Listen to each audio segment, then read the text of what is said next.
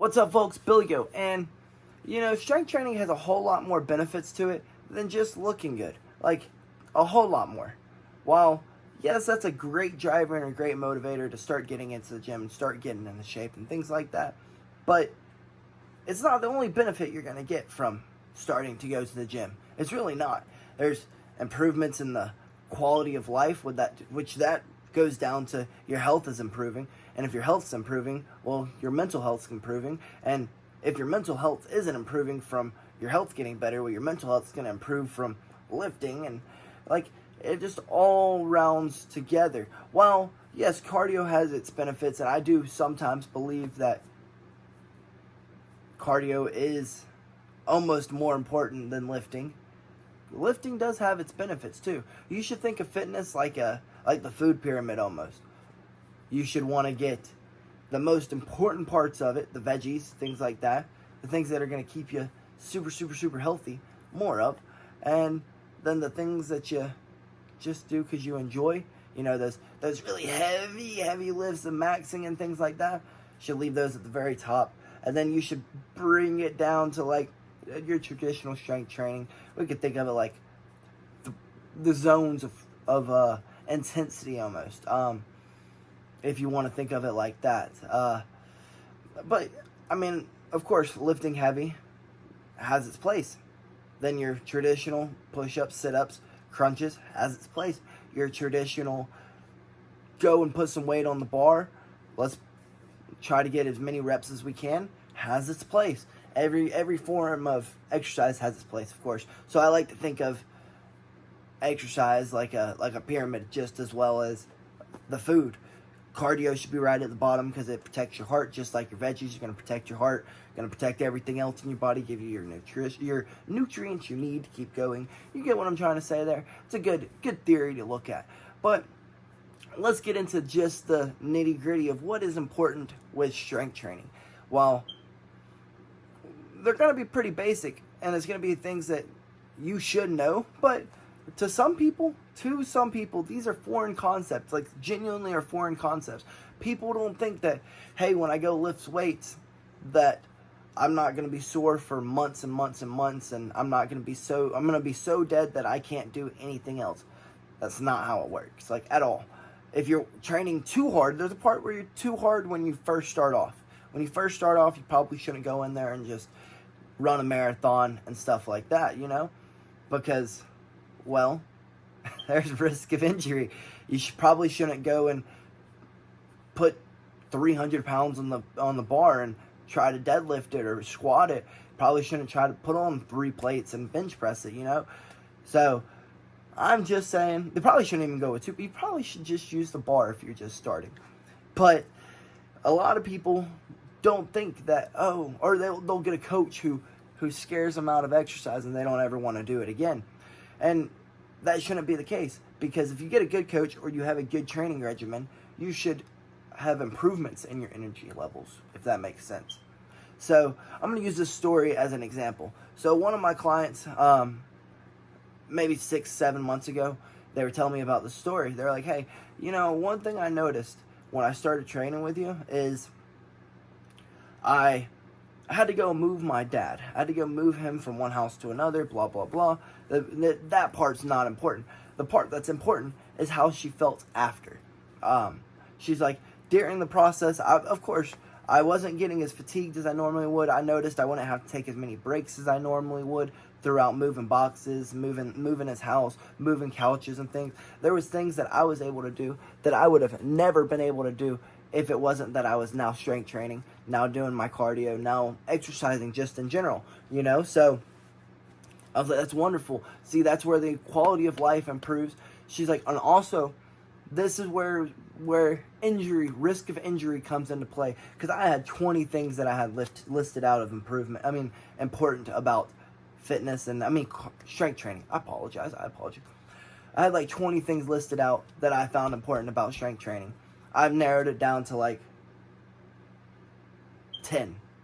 And I'm trying to reduce it more as we go, trying to bracket them into places. And so injury goes under that quality of life. She was like, the next day, while I was a little I knew I had done some work the day before, I would have been injured. I would have like not been. I would have been able to do it the first day because I'm hard headed and I would have gotten it done.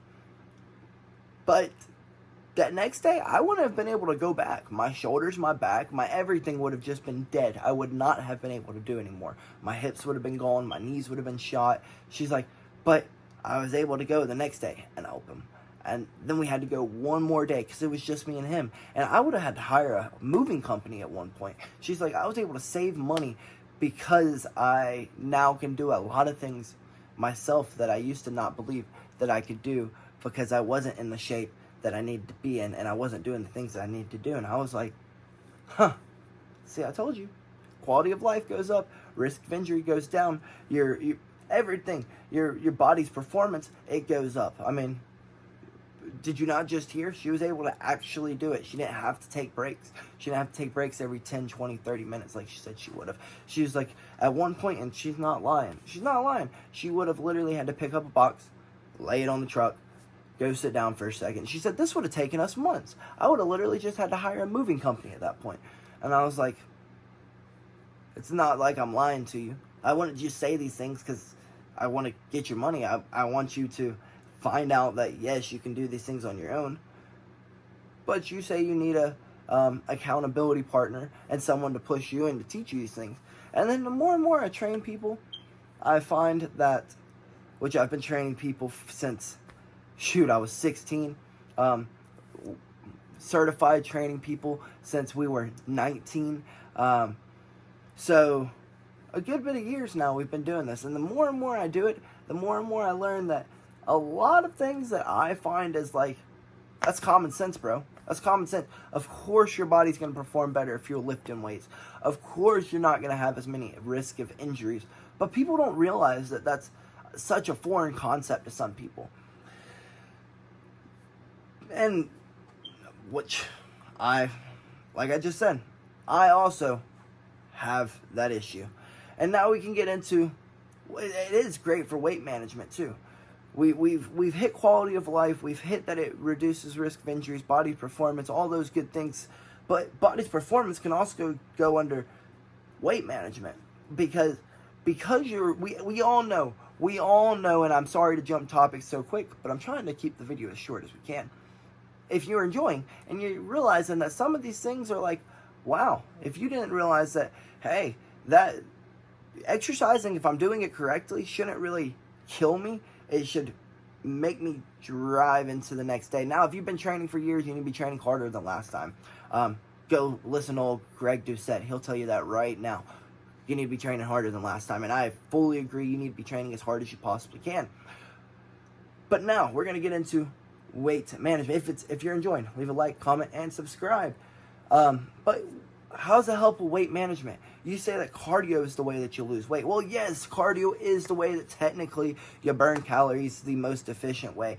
But you're also moving still in the gym, so you will be burning some kind of calories. It's not a significant amount because traditionally I burn like 250, maybe 300, 400 calories if I'm really, really, really pushing it in the gym and I'm going to like an hour. But with a run, I can burn upwards of like 1,000 calories in an hour, like literally. So, which one sounds better? I can almost double the amount of calories. And I would literally have to be like fatigued on every set. And I'd have to be moving through every set to burn that 400 something calories during a lift. It's very unlikely to just most people can't do that. Most people won't do that. So I tell people go do some cardio because, well, you can do that with cardio. I can get into like a zone 2. Most people's zone 2 cardio is a light trot, maybe a bike, maybe a little walk. A lot of people at an incline will get you to zone 2 cardio. Zone 2 cardio being like somewhere between like 135 beats per minute to like 145 beats per minute, depending on how long you've been training. But how does it maintain health? Well, your resting metabolic, any of your metabolic rates, I don't care which one it is, they all have a direct impact with your muscle mass. The direct impact. If you have more muscle, you burn more calories, and which you need more calories to fuel your body, in which if you're not ingesting that many calories, it just your body now burns more. Think of muscles like horsepower in a car, right? Horsepower in a car. If you have more muscle on your body, you're going to require more fuel. Also, you're going to push more fuel out. You're gonna be exerting more fuel. You're gonna be needing more fuel. Does that make sense? So like, if I go and jog, if I go do some sprints or jog like a normal person, go do some cardio, I'm going to, one, burn off more energy, and then two, I'm going to need more energy to fuel me back up because I have a higher muscle mass and less body fat percentage than the average human. You get what I'm saying there? Just like a car, if you go and take a V8 car compared to a 4-cylinder, what is it going to do? You cannot go nearly as far in that V8 as you could go in that 4-cylinder comparative to gallon for gallon. So calorie for calorie, if you have more muscle mass, you can burn more calories and you'll need more fuel to, well, fuel your body back up. So it like literally has a direct impact 100%. It's like a full circle. They make a full flipping circle on that. So don't skip your weight training just because you want to lose weight. Also, not to mention, nobody really wants to look like a marathon runner. And now, if that's your goal, is to be a marathon runner, to look like a marathon runner, wonderful. Bravo to you. You are better than me. I don't want to look like a marathon runner. Hence, that's why I do my strength training. Not to mention, strength training has a direct impact on your metabolic rate. I can't say that. I don't know how many times I can say that. Oh, I don't have a good metabolism. Well, go lift some weights. Go run. Your metabolic rate will increase, and then you'll be able to eat more food and burn more calories in a shorter period of time. It's pretty simple. It's really that simple. Think of your body like a car, like a machine. Now we're going to try to we tried to make it sum it down to 3 major topics. But then, of course, improves mental health. It's going to improve your mental health. How's it going to improve your mental health? And that was impressive of me, because there's like still like 40 things on here, but I was able to sum it down, put them into categories, and realize that those all kind of correlate with each other. So these can be your 3 main topics. Mental health. How does it improve your mental health? If you're out exercising, it really doesn't matter what kind of exercising, but for some people, lifting increases dopamine more than running. Some people don't get that runner's high. They get like a lifter's rush, if you know what I mean. You're gonna feel like you've done something. You're gonna feel like you've pushed yourself that day. You feel fulfilled after a lift. You're like, okay, well, I did something. I did something that most people want to do. I went to failure. I pushed myself hard, and I feel good. Not to mention, it does have like a direct chemical change with your brain. Dopamine receptors go up. It starts pumping endorphins throughout your whole entire body, and you do indeed chemically feel better after you exercise. But the well-being part, you just have a sense of well-being after you lift, and that may not happen to everyone, but for most people, you will. Chemically speaking, you will always feel better after a lift than you did before, if you get what I'm saying there. But most people will have a fulfilled feeling after as well. It's not just a rush of dopamine, endorphins, and things like that, but you'll also have that feeling of fulfillment, and which will ward off the depression or ward off the melancholy. It'll help you sleep better at night. It is one of the best ways to ward off insomnia. So then our final parts that I wanted to throw in there, because I believe health, mental health, depression, all those things, they all go together. But something that I didn't throw in quality of life, but it could also go under mental health, is improved bone function. It reduces the risk of osteoporosis, increases the risk of, dense bones. You know what I mean? Increases the risk of not getting an injury. I should have thrown that up there with risk, but injury risk, but I just saw that and I forgot to mention it, because our older folks, well, they start to get osteoporosis. As you start aging, everyone's going to end up getting their bone density decreases, and there's a chance you could catch an injury like breaking a bone. Heck, My girlfriend's grandmother just broke her hip.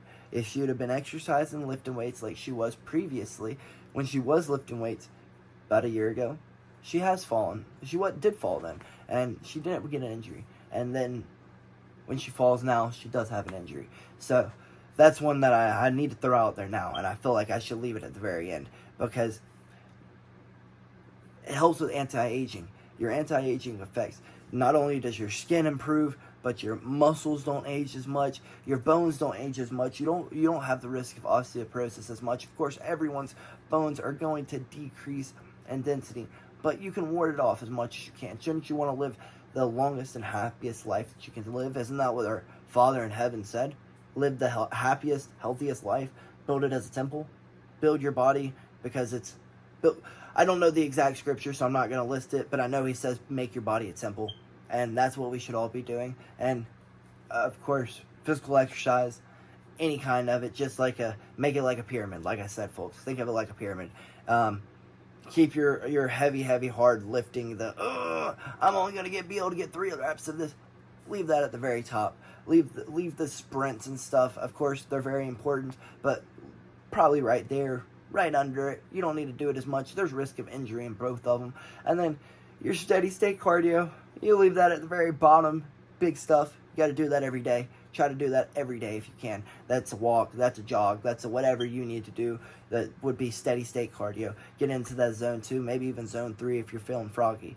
And then your daily strength training, or I want to say daily, but at least twice a week, maybe even 3 times, 4 times, if your body's recovering enough, you're getting enough sleep. So think of fitness like a pyramid. Think of food like a pyramid. You could take the pyramid and make a pyramid. My apologies, folks, if you know what I mean. But don't just think of looking good as the most important thing when you're going to the gym and lifting weights. You live forever, but you're only going to look good for like 20, 30 years at most. You know what I mean? You live maybe 80 years if you're exercising. If you're exercising on a regular basis. If you're not, then, well, you may not live. If you're not thinking of your life in a double pyramid, nutrition, exercise, if you're not thinking of it in like a double pyramid, then you probably won't live to that 80. But if you can, you possibly live even higher than that 80 if you did all those things. But with that being said, folks, I'm going to stop yapping. Those are the important things about strength training. It's not just about looking good. It's not. It's improvements in life. It's improvements of quality of life, function in your body, living a long, healthy life, reducing yourself of being able to get an injury. All those good things. And for the ones who already know these things, cool. Wonderful, wonderful, wonderful. But I'm talking to the average, everyday human who doesn't understand these things. They don't understand that, well, I thought I just went to the gym to be a bodybuilder. No, you don't just go to the gym to be a bodybuilder. You don't do that. I'm a freaking fighter and I go lift weights. Why do I lift weights? Because it's going to improve my quality of life and improve my function in the cage or performance in the cage. So, and not to mention, a motivator and a result of me trying to improve my functions in every aspect of life makes you look good too. You know what I'm trying to say? No, it's not just to be a bodybuilder. No, it's not just to be a power lifter. It's everything. It's life, folks. It's to improve the quality of life. But with that being said, folks, keep your comments to yourself if this is not a foreign concept to you. If it is, leave a comment, leave a like, subscribe, all those good things. Billy Goats out. I love you guys. 20 minutes of yapping. I hope y'all enjoyed.